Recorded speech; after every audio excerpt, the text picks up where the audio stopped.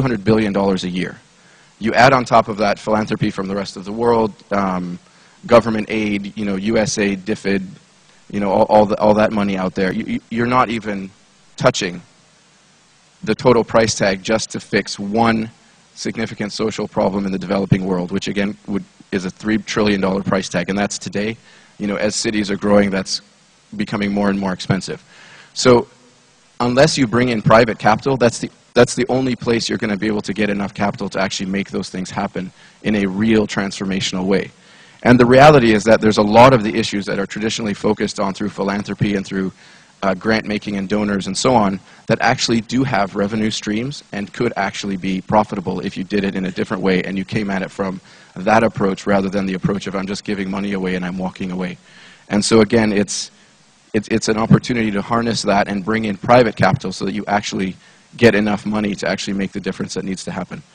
And then finally, there is something different about enterprise in terms of solving social problems or solving problems in general. There's something about having a profit motive and having to, you know, not just take the money and use it and after 3 years you're done, but having to actually make a return and giving back to the person, to the institution that gave you the money. It really does drive a different set of, a different orientation, and it really does help create a better opportunity for sustainability. So I'm an ex-consultant, so I always have to have a 2x2. What this does is it kind of lays out what impact investing is and who's involved in it. And if you look at the axis way on the, what side is that? The right side for me, I guess the left side for you. The one about targeting financial return. The traditional investor only looked at that at the very top. They obviously wanted to achieve the highest possible financial return. And the traditional philanthropist really didn't want any return at all. They were giving money away. So they had a 0% return. Then on this side, you have social or environmental impact. And again, for philanthropy, that was obviously very high. But for the traditional investor, that wasn't necessarily their objective. Even if maybe they would achieve social and environmental impact through what they were doing, it wasn't the purpose through which they were making the investments. So what started to happen in the last 10 to 15 years is, first of all, the philanthropists started thinking differently.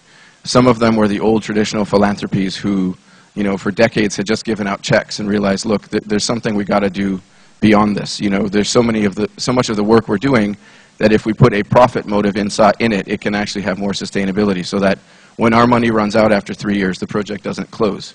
And so they started saying, okay, you know what, where we can, we're going to start asking for some kind of return, usually below market, but some return so that it's above 0%.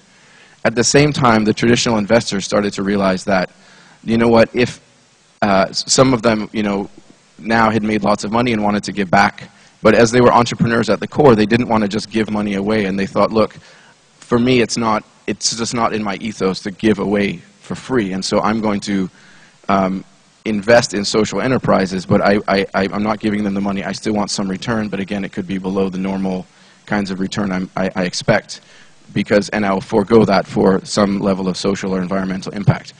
And others actually just began to realize that any investment you make, especially in the developing world, if you don't take cognizance of the social and environmental impact, your investment may actually not end up being profitable at all because you didn't take those things into consideration. So over time, these conversations started happening where the philanthropists and the traditional investors started realizing they were looking at the same, they were starting to coalesce in a way that had never happened before.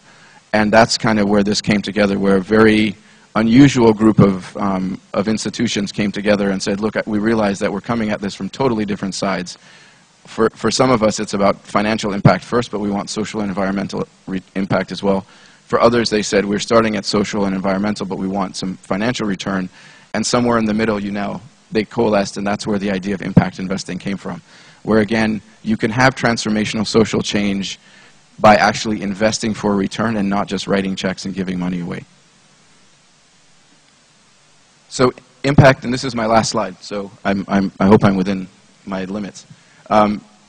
There's a lot of activity in impact investing around Africa, and these are just some of the case studies. So as you can see, it's not really dependent on sector. I mean, there's some sectors that are of a particular interest, for example, agriculture, but it can be in education, it can be in water and sanitation, It can be in healthcare, energy, etc. And basically it's all about these are businesses that are either their social impact may be that they're sourcing from people at the base of the pyramid, or they're providing providing products or services to people at the base of the pyramid, and that sort of thing. And that's basically how they're assessed to be impact investments.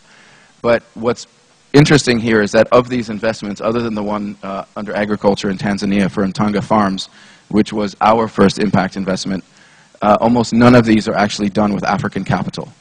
And so one of the things that we're trying to do as a foundation is to build this concept of impact investing in Africa so that we can also encourage others within the continent to think about this approach, whether they're investors or whether they're philanthropists, that this is a new innovative way that they can actually have a transformational change in a sustainable way.